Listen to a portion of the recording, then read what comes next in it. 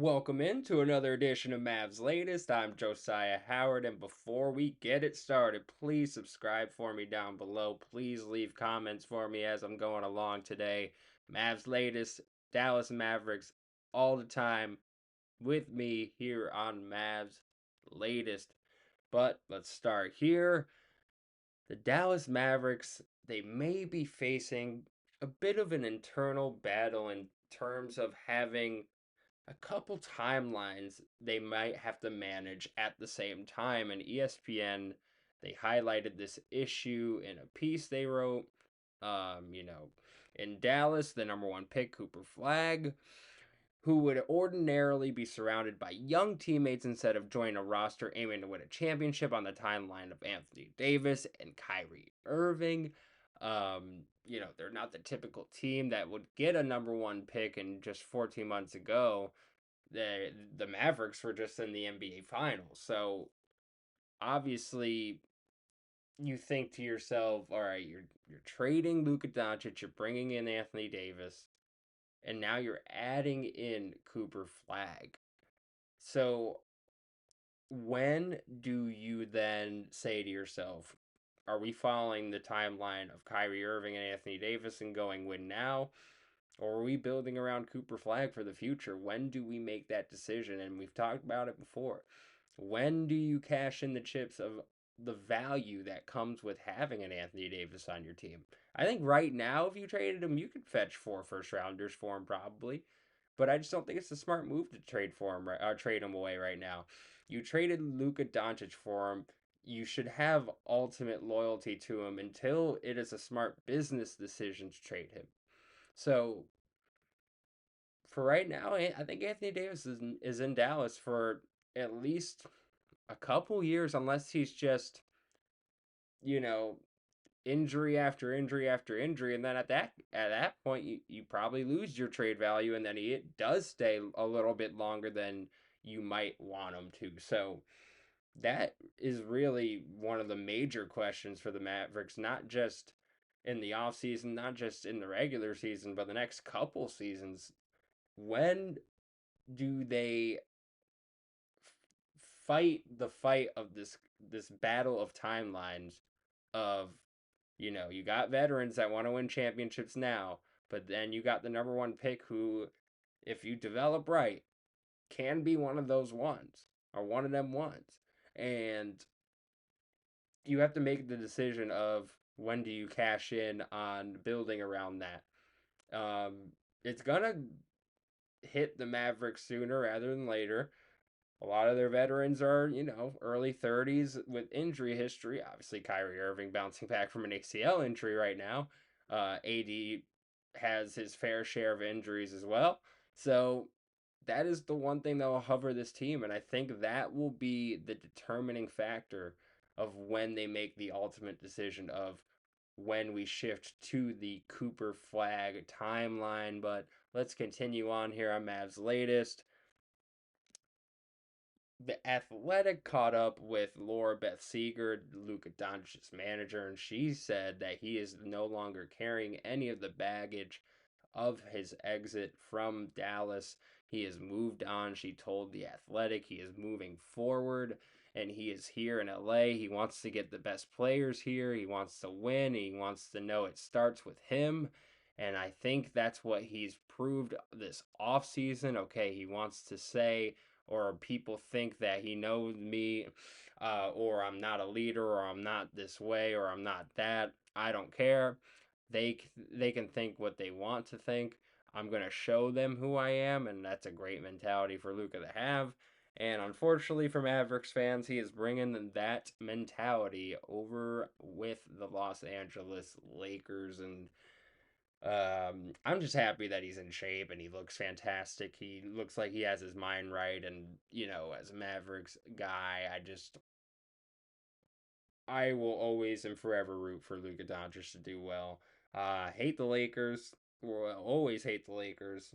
I root for his individual success though, but I will always hate the Lakers, and I don't want them to win championships ever. And it's the conflicting feeling of being a Luka Doncic fan. So But just one more note with Luka Doncic.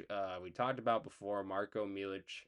He caught up with SIOL.net, and he said he brought up the fact that the NBA struggles to accept that Luka and Joker, Nikola Jokic, are actually the best players in the league, and he says it's because they quote don't fit their athletic standards. He said, "For me, it's important that Luka feels good regardless of appearances. I'm not like the Americans who follow their own criteria. No matter what was said about him, Luka was the league's top scorer." And he's had truly outstanding seasons. And he says, to put it simply, they have a hard time accepting that Luka and Jokic are the best players in the world because they don't fit their athletic standards, but mentally, technically, tactically, and with a smile on their face, they dominate the league, and there will always be something being scrutinized. I mean, the scrutiny thing, that's just sports media and sports commentary in general nowadays, and with social media. The negativity is what's going to be drawn out in these situations. So, I mean, he's spot on and all of that, and I love that point he brought up about them being afraid to attach themselves as the best players in the league, because I think we all that talk about this quote unquote face of the league conversation, I think, you know, the Anthony Edwards, those type of guys, people are really eager to put them in front of everybody. But, a Joker who everybody admits has been the best player in the league the last few years, and Luka Doncic, who has at least had the production to at least call himself one of the best in the league. And with his age and now playing for the Los Angeles Lakers, if you're telling me Luka Doncic couldn't be the face of the NBA, you're crazy if you think Luka Doncic couldn't be the face of the NBA. I just, he has a good personality. He's on the Lakers. He has the production. His game like looks nice. Like people, his game is flashy. Like if I had to bet on it when LeBron James officially leaves the game, I would put money that Luka Doncic is the leading candidate to be the face of the league. And a lot of that has to do with him being on the Los Angeles Lakers. Don't get me wrong, it does. But in terms of the face of the league conversation, put some respect on Luka Doncic's name, especially being a part of the Lakers. And sad that he can't be a part of the Mavericks. And I Luka's done harping on it. I'll be done harping on it soon. But let's get some basketball before I get officially over. I just need to see Cooper Flag with the crew.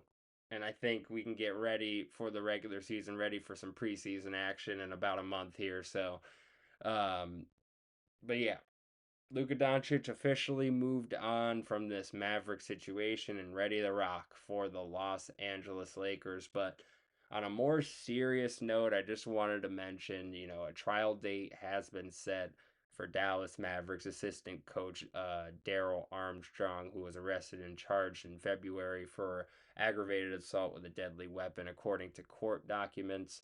Police said officers responded to a call to an apartment complex in downtown Dallas where a woman had been in a month-long relationship with Armstrong. Told police she saw text message from another woman leading to a verbal argument, per the affidavit obtained by WFAA. Um, so yeah, tough situation for Coach. He was arrested on a charge of aggravated assault and deadly weapon, and his bond was set at $35,000. He posted that bond. His attorney Larry Taylor and the Dallas Mavericks both gave WAA the following statement that day. To read more, let's see. I'm not seeing that statement. Anyway, later on, WFAA reported that that was not the first allegation of Armstrong assaulting. Um, Records show an incident was reported in 2019 and 2022 at that same apartment building. Um, According to Orlando Sentinel, the case was then later thrown out in court on a case in 2003 as well. Uh, in late July, the Dallas Mavericks submitted a general denial of each and every allegation made in this case involving the organization. WFAA has reached out to the Mavericks regarding Armstrong's status with the team and haven't heard back. A trial has been set for April 14th, 2026. So a tough situation, hopefully all that gets settled with that, and we'll get an update on the future of Coach Armstrong with the Dallas Mavericks. But just just allegedly assaulting, um, you know, a partner of his. So we'll see what the future is for Coach. In Dallas Mavericks. Hopefully that gets handled in a very serious manner when that all is settled. But to wrap things up here with some Mavs chatter, the Mavericks will play a rare preseason game in Fort Worth, giving West Side fans the first chance to see Cooper Flag in their backyard. This game will be Monday, October 6th at Dickies Arena against the Thunder. Something I brought up in a recent pod will obviously be the first of 4 preseason games with the Mavericks. Um, they will have their home base obviously at American Airlines Center in Dallas. But this will be the first ever game at Dickies Arena, and tickets went on sale as of yesterday, as of August 5th, whenever you're listening to this pod.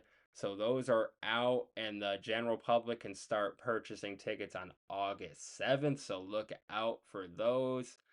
So yeah, Club Maverick members have already gotten access to those. General public will get those August 7th. So if you're trying to get to that preseason game at Dickies Arena, definitely look out for those on August 7th. But this has been another Mavs Latest. Again, please subscribe down below. I am Josyah Howard. Leave any comments for me. Like, rate, subscribe, and let's get it, y'all.